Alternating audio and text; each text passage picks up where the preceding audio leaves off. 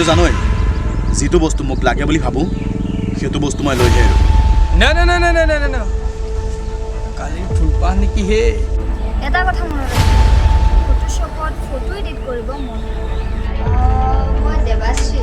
তাই নিজেই মোলৈ এতিয়া ফোন কৰিছে চৰি ক'বলৈ আচলতে মই তোমাক ভাল পাই পেলাইছোঁ একশো মাৰিলে এবাৰ নাটক কৰিবি আকৌ তই তাইক কোৱা আৰু বুকুত বান্ধি ৰাখিছে